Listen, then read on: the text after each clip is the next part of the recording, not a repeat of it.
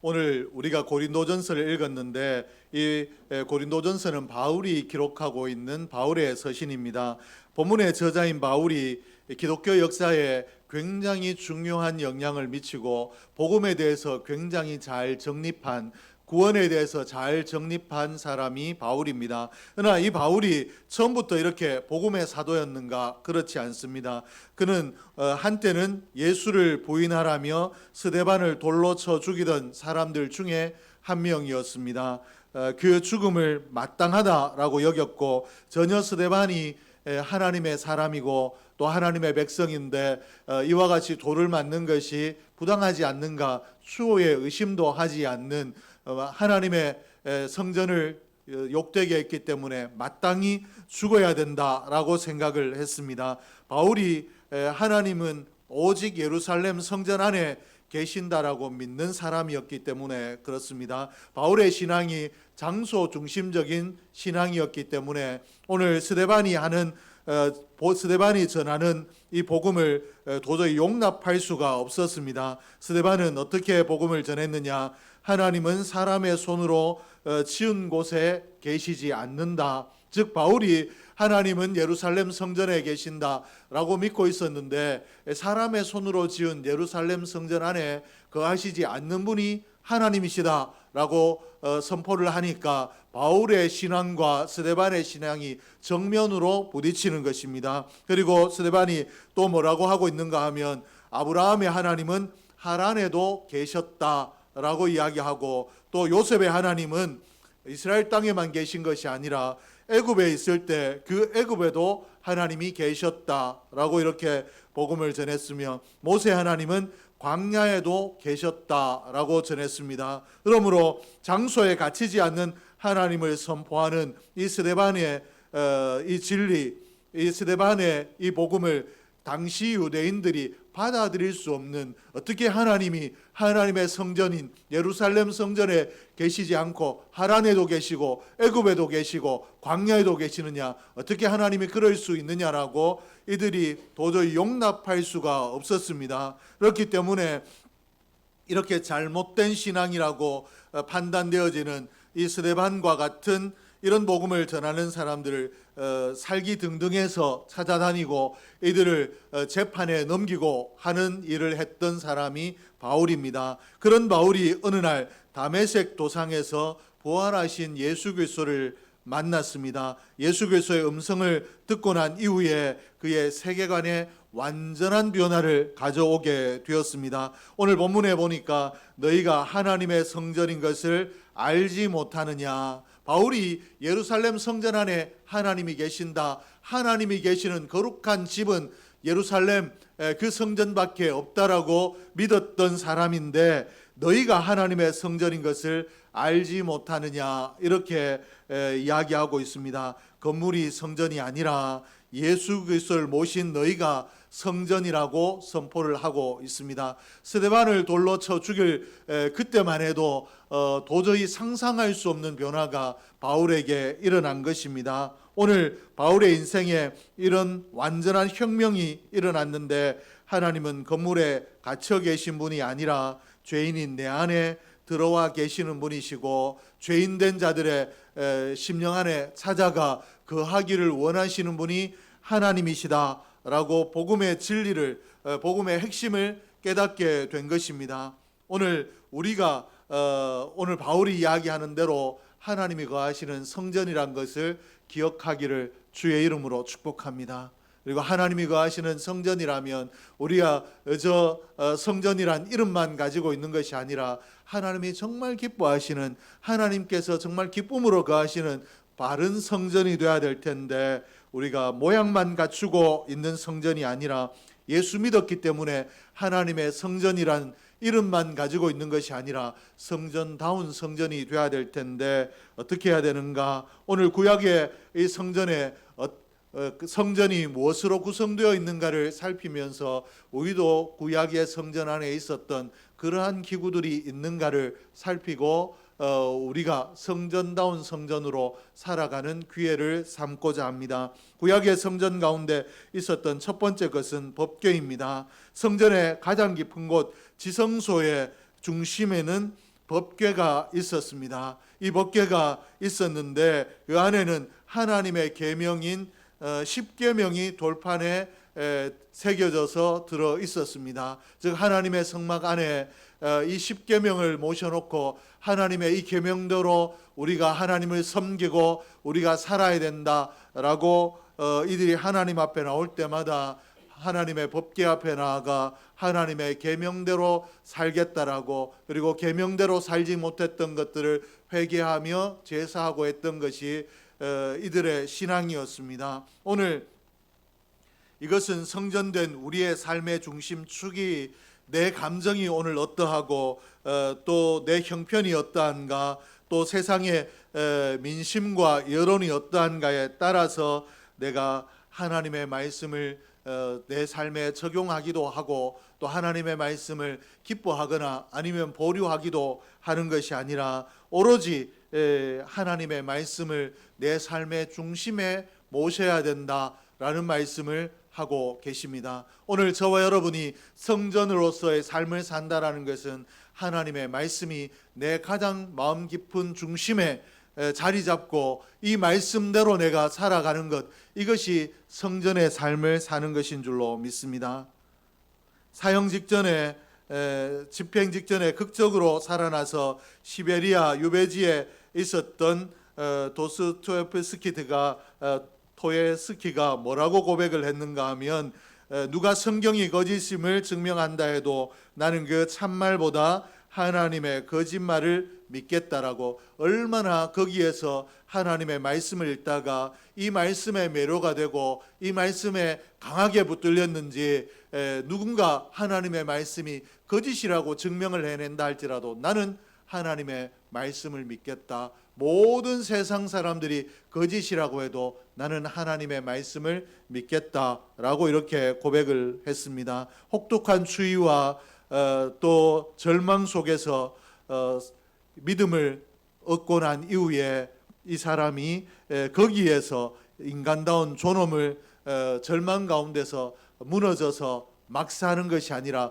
포기하고 절망하는 것이 아니라 인간의 존엄을 지켜낼 수 있었던 것이 하나님의 말씀이었습니다. 오늘 하나님의 말씀의 권위 앞에 무릎을 꿇었더니 그 절망적인 상황에서도 그 마음에 소망이 끊이지 아니하고 소망의 불이 점점 커져가는 삶을 살았던 것입니다. 오늘 우리의 심령 속에 하나님의 말씀이 살아있는가 점검할 필요가 있습니다. 오늘 이 러시아의 문호와 같이 내 마음에 하나님의 말씀이 살아있는가, 성전의 중심에 법궤가 있었던 것처럼 오늘 내가 성전이라면 내 마음 중심에 하나님의 말씀이 있는가를 점검할 수 있기를 주의 이름으로 축복합니다. 내 생각과 내 경험과 내 고집이 새겨진 돌판을 내려놓고 하나님의 말씀이 새겨진 하나님의 말씀을 내 가슴에 새기고 하나님 말씀이 가라 하면 가고 서라 하면 서는 말씀의 주권이 세워지는 삶을 살기를 소원합니다. 말씀이 없는 성전은 화려해 보일지라도 영적으로 텅 빈 껍데기일 수밖에 없는데, 오늘 우리가 외형적으로 세상이 볼 때는 좀 화려하지 못하다 할지라도 하나님 말씀이 든든하게 나를 주장하고 계시고 내가 하나님 말씀의 주권을 온전히 인정함으로 성전다운 삶을 사는 저와 여러분이 되기를 주의 이름으로 축복합니다. 둘째는 금촛대입니다. 성소 안에는 창문이 없습니다. 그렇기 때문에 성소 안에 들어가면 낮이라도 칠흑같이 어둡습니다. 성소 안에는 오로지 금촛대의 불빛만이 그 안을 밝힙니다. 그러므로 금촛대가 없으면 이 성소 안에 들어가서 하나님 앞에 제사하는 일, 하나님의 얼굴을 뵙는 일들을 진행할 수가 없었습니다. 그러므로 성소에서 대단히 중요하게 여겨지는 것이 금촛대였는데, 이 금촛대가 밝히 보여주는 역할을 하고 있었는데, 오늘날로 따지면 무엇인가 하면 성령입니다. 하나님의 말씀이 우리 귀에 들려지고 우리의 눈에 읽혀진다 할지라도 성령께서 이 말씀을 조명해 주시지 아니하면 우리는 하나님의 말씀이 무엇을 의미하는지, 내게 무엇을 교훈하는지 깨달을 수 없는 칠흑 같은 어둠에 있게 됩니다. 그러나 성령께서 조명해 주시면 내가 죄인이라는 것을 깨닫게 되고 또 내가 어떻게 살아야 되는가, 어떻게 하나님을 기쁘시게 할 수 있는가 깨달을 수 있는 줄로 믿습니다. 성령의 조명이 없으면 우리는 성경을 읽어도 성경의 지식이 쌓일 뿐이지 이 지식 가운데 이 주신 말씀에 생명력을 얻을 수 없는 존재가 우리 인생입니다. 그러므로 성령의 빛이 비추어질 때 하나님의 법이 얼마나 기이한가를 깨닫게 되고 또 내 영혼의 구석구석에 나도 모르게 쌓여있는 먼지들을 발견하게 되고 하나님 앞에 회개함으로 그것들을 제거해버리고 맑은 마음, 맑은 영으로 하나님 앞에 설 수 있는 줄로 믿습니다. 오늘 우리가 하나님 말씀을 듣고 하나님 말씀을 읽어도 변화가 없는 이유는 성령의 조명이 없기 때문에 그렇습니다. 오늘 그저 하나님 말씀을 정보로만 읽기 때문에 내 머리가 커지고 내 지식이 커지기 때문에 우리가 오히려 교만해지는 길을 걷게 되는 것입니다. 그러므로 우리는 어떻게 해야 되는가? 매일 금초대 앞에 서야 됩니다. 오늘날로 이야기하면 성령의 불 앞에 우리를 세워야 되는 줄로 믿습니다. 오늘 내 눈을 밝혀주시고 주의 법에 기이한 것을 깨달아 알도록 성령의 조명하심이 내 가운데 있게 해 주십시오라고 하나님 앞에 기도하고 하나님 앞에 서는 지혜로운 인생이 저와 여러분 될 수 있기를 주의 이름으로 축복합니다.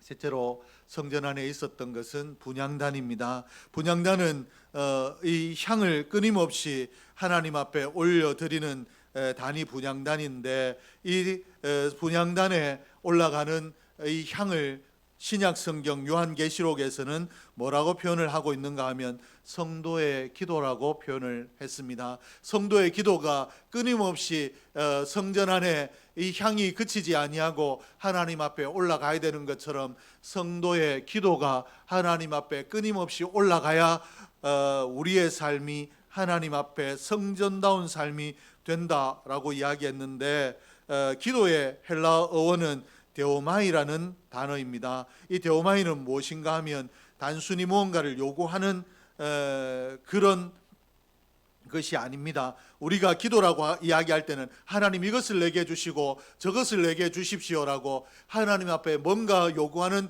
행위를 기도라고 생각하는데 원어적으로 살펴보면 단순하게 무언가를 요구하는 것이 아니라 배가 파도에 떠내려가지 않도록 항구에 묶어두는 행위를 기도라고 이야기합니다. 즉 다시 말해서 내가 기도한다라는 것은 하나님 이렇게 해주시지 않으면 내가 하나님을 섬길 수 없습니다. 내게 이렇게 주십시오 라고 뭔가 요구하는 것이 아니라 세상의 거센 파도에 내가 휩쓸려 떠내려가게 생겼을 때 하나님 앞에 나아가 기도함으로 내 마음과 내 생각과 내 삶을 하나님께 묶어두는 행위가 기도가 된다라고 말씀을 하고 계십니다. 오늘 내 인생을 세상의 풍랑에 떠내려가지 않도록 하나님께 꽁꽁 묶어두는 것이 기도라는 것입니다. 그러므로 이 말을 바꿔서 이야기하면 내가 말씀을 충분히 알고 한때 은혜 받았다 할지라도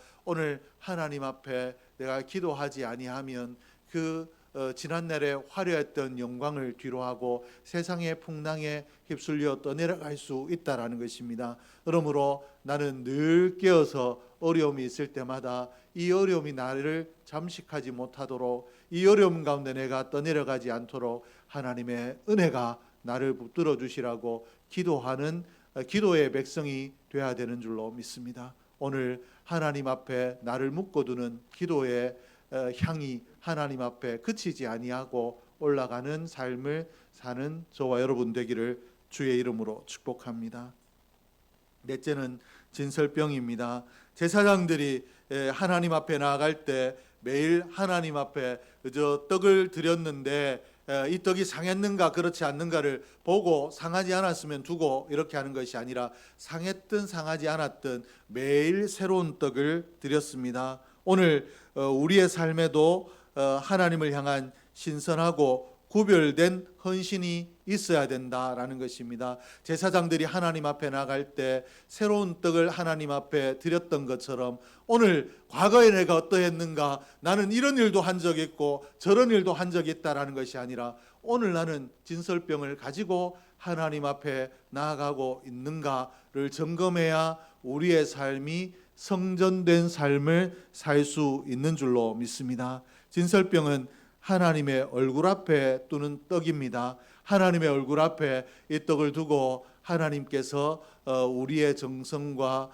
우리의 마음과 우리의 모든 것들을 살펴주시라고 두는 떡이 이 진설병인데, 하나님 앞에 이 진설병을 드릴 때 주일 예배 한번 드리고 난 이후에 내가 예배 드렸으니 이제는 되었고 내 뜻대로 내 의지대로 살겠다라고 하는 것이 아니라, 오늘 우리가 어떻게 해야 되는가, 월요일부터 토요일까지 주일 예배 가운데 드렸던 말씀을 기억하고 이 말씀을 내 직장에서 실현하기 위하여, 내 가정에서 실현하기 위하여, 또 내 이웃에게 말씀을 실현하기 위하여 그 말씀을 기억하고 직장 생활을 하고 가정 생활을 하고 이웃들을 대할 때 우리의 삶이 하나님의 성전이 되는 삶의 예배가 하나님 앞에 드려지는 줄로 믿습니다.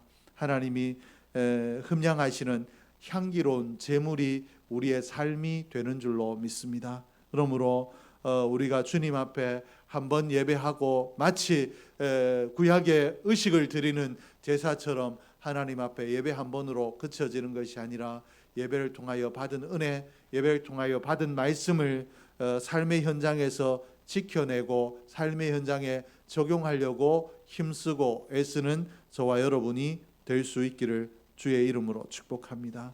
나의 시간과 나의 물질과 나의 재능들을 교회를 향해서, 직장을 향해서, 그리고 내 이웃들을 향해서, 내 가정을 향해서 하나님 앞에 드리는 헌신으로 사용을 하고 있는가 점검하고 그렇게 될 수 있기를 주의 이름으로 축복합니다. 하나님 앞에 구별하여 우리의 시간과 우리의 물질과 재능을 진설병으로 드릴 때 우리의 삶이 거룩한 성전의 삶이 될 줄로 믿습니다. 오늘 사랑하는 성도 여러분, 바울이 오늘 우리에게 누구든지 하나님의 성전을 더럽히면 하나님이 그 사람을 멸하시리라고 경고하고 있는 말씀을 믿음으로 받기를 소원합니다.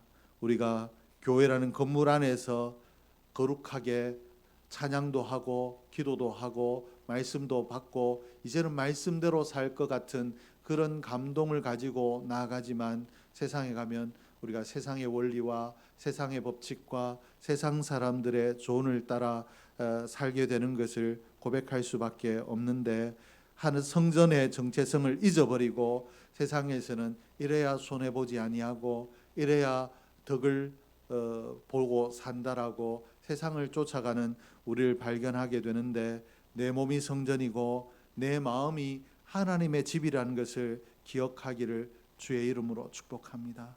내 지성소 안에, 내 마음 안에 온갖 탐욕과 시기와 미움과 원망을 채우고 있지 않는지 돌아보고 시기와 원망과 미움들을 내어버리고 하나님의 성전답게 깨끗이 소재되는 우리의 심령이 되기를 주의 이름으로 축복합니다. 저 교회만 왔다 갔다 하는 종교인이 되는 것이 아니라 하나님 앞에 성전으로 날마다 세워져 가기를 주의 이름으로 축복합니다. 정직하게 하나님의 법궤의 말씀이 내게 있는가, 성령의 촛대가 나를 조명하고 있는가, 기도의 향이 끊임없이 하나님께 올라가고 있는가 돌아보고, 나는 이런 것들이 가능하도록 진설병을 매일 하나님 앞에 드리고 있는가 돌아보며 하나님의 성전다운 삶을 사는 저와 여러분 될 수 있기를 주의 이름으로 축복합니다. 우리가 성전다운 삶으로 회복되면, 우리가 하나님의 거룩함으로 무장되면 우리의 삶을 하나님이 책임져 주실 줄로 믿습니다. 기도하겠습니다.